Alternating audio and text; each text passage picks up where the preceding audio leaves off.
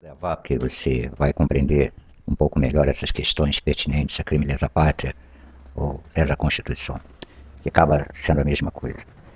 O crime lesa pátria é quando um funcionário do governo, especificamente qualquer funcionário, qualquer poder da República, ousa cometer um ato indecoroso contra a própria República. Isso representa, por exemplo, as ações indevidas que o Supremo Tribunal Federal, através de seus atuais ministros, estão tomando, como, por exemplo, invasão de prerrogativa em relação ao Poder Executivo e ao Poder Legislativo, ainda não é um indicador de um crime lesa pátria, embora eles estejam ofendendo a Constituição Federativa do Brasil. Eles realmente ultrapassaram alguns limites, mas, como você sabe, na gíria fala-se de corda esticada. Mas as últimas ações do ministro Barroso no Tribunal Superior Eleitoral, ele integra o Supremo Tribunal Federal e é o presidente deste tribunal, agora começa uma acusação frontal à figura do chefe de Estado, chefe de governo, que é o presidente da República.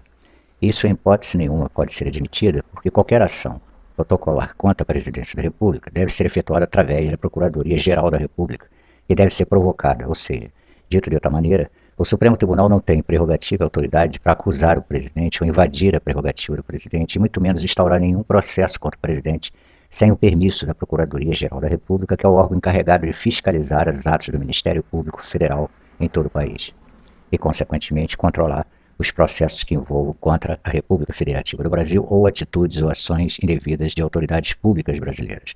Assim sendo, os atos cometidos pelo ministro Barroso e outros, como Moraes, agora estão partindo para tentar invadir as prerrogativas do cargo do chefe de governo, chefe de Estado. Isso caracteriza um perigoso expediente de crime lesa constitucional e lesa pátria, porque está ferindo a autoridade de um chefe de governo, chefe de Estado. Eles estão tentando afrontar a presidência da República, acusando, sem provas devidas, cabais baseados na lei, sobre procedimentos sendo efetuados pelo presidente da República, que está tentando demonstrar para todo o público brasileiro que as coisas estão saindo fora do controle. Nós, brasileiros, temos o hábito de achar que a presidência da República, ou seja, o chefe de Estado e chefe de governo, tem que cumprir os nossos desejos. Isso é um ledo engano. O presidente da República tem a função de governar como chefe de Estado e chefe de governo do país. E ele, até o presente momento, tem estado dentro das suas prerrogativas e respeitos constitucionais. Ele não tem utilizado nenhum recurso que, evidentemente, já poderia ter utilizado, segundo o critério do povo, na invasão de prerrogativas, por exemplo, de membros do Supremo, ou a inércia operacional do Congresso Nacional. Pois bem, o Supremo Tribunal Federal, para ser mais exato, os membros do Supremo Tribunal Federal têm invadido prerrogativas e ferido a constitucionalidade legal do país, quando está invadindo o Congresso Nacional e também agora o Poder Executivo, numa franca e perigosa ação e expediente de crime constitucional. Isso pode gerar, do Conselho Nacional da República, do Gabinete Institucional e também do Ministério da Defesa, junto ao Presidente da República, um aviso pertinente, um aconselhamento para que ele tome providências para restaurar o equilíbrio institucional brasileiro. O povo brasileiro crê ou acha que o presidente deveria fazer isto ou aquilo. O presidente tem comportamento de chefe de Estado e chefe de governo e tem que respeitar as prerrogativas do seu cargo e, principalmente, cumprir a Constituição à risca. Ou seja, ele só pode tomar uma atitude quando o Conselho Nacional da República, ou o Gabinete Institucional e também o Ministério da Defesa o aconselharem a tomar, na medida em que também o Procurador-Geral da República, o PGR, haver notado uma invasão de crime lesa constitucional ou lesa pátria. Nesse caso, tomando essa atitude, o presidente passará a agir vigorosamente dentro dos preceitos constitucionais. Isso pode significar muita coisa.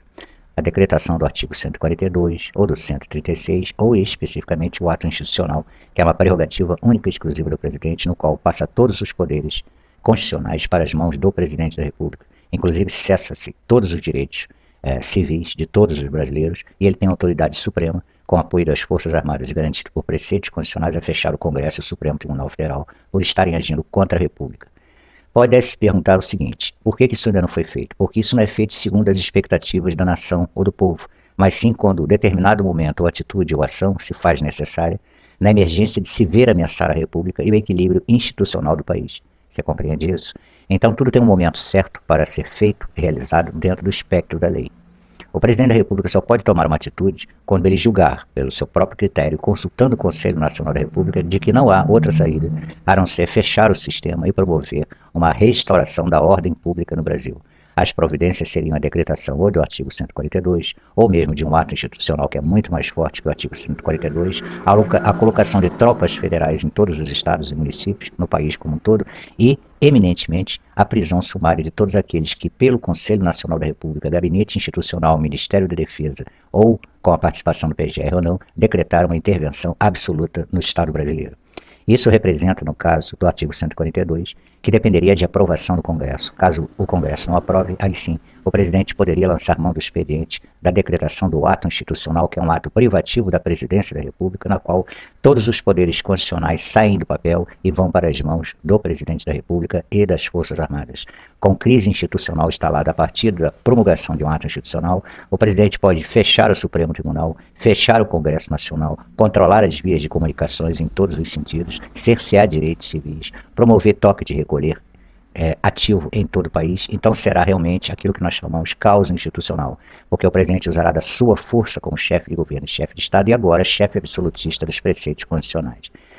O que está acontecendo no Brasil é que o Supremo Tribunal Federal, ou seja, os membros do Supremo Tribunal Federal e do Tribunal Superior Eleitoral, estão numa franca campanha, numa picuinha política, em ativismo político, contra a figura do presidente da República, que é o chefe de Estado, chefe de governo. Isso, obviamente, terá que chegar a termo, de um jeito ou de outro. Não temos nenhuma saída emergencial diante desse quadro que vem se formando.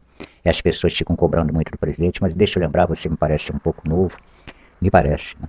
Na época de 31 de março de 1964, as pessoas pensam que foi só a vontade do presidente. Não foi. Não foi apenas pela manifestação do povo na rua, ou o pedido do Congresso à época, ou da mídia, reunidos num só coro, que pediram a intervenção militar condicional naquela época, não. O fato é que decorreram 10 anos anteriores, antes daquele desfecho. Veja bem o que eu estou explicando para o senhor. Levou 10 anos antes da promulgação de 31 de março de 1964 na intervenção militar condicional. Não foi uma coisa da noite para o dia. Nós estamos aí com o Brasil em crise há 2 anos. Isso não quer dizer que vamos esperar 10 anos, porque a crise que está se aprontando ou se estabelecendo no Brasil a partir dessas últimas ações do TSE e do STF apontam para uma sugestiva interferência do Poder Federal Executivo em todos os poderes em breve. É uma questão de tempo. Ou o que deveria ser o ideal, o Supremo Tribunal Federal recua para sua posição e poder e prerrogativa constitucional, tanto quanto o TSE, ou então, se continuarem os ataques e as investidas com a tentativa de criminalizar o chefe de governo, chefe de Estado, sem provas contundentes, baseado apenas no achismo, porque é isso que eles estão fazendo, vai obrigar o Conselho Nacional da República, o Gabinete de Segurança Institucional, o Ministério da Defesa e o Presidente da República a decretar uma intervenção militar constitucional do país. E isso será, do ponto de vista prático, muito desastroso, porque isso interfere em muitas coisas, inclusive no plantel econômico do país. Então esperemos que esses senhores, embora não tenhamos essa esperança, ponham a cabeça no lugar e recuem antes que seja tarde demais. Porque uma vez decretado, tanto o artigo 142, com a aprovação do Congresso, o recusa do mesmo, que aí estará comprometida a ação do presidente, ele terá que lançar a mão de outro expediente, o ato institucional. Se for promulgado, aí sim o Brasil entrará num momento muito crítico, institucionalmente e legalmente falando. Esperemos, embora eu particularmente não creia, que os ministros do Supremo Tribunal Federal e do Tribunal Superior Eleitoral não vão recuar, porque eles estão no ativismo político patente contra a figura do presidente, o que caracteriza-se como um crime lesa pátria, porque não se pode afrontar o chefe de governo e chefe de Estado. Isso não é possível sem uma ação devida promovida, por exemplo, pela Procuradoria-Geral da República com todas as provas contundentes. Eles estão, em suma, abusando, extrapolando as suas prerrogativas e isso tem um preço. Há um preço a ser pago. Se eles querem pagar para ver, eles vão acabar tendo a resposta que querem, ou seja, uma intervenção federal. E se isso acontecer, aí sim o caldo vai entornar de vez. Ok? Um abraço para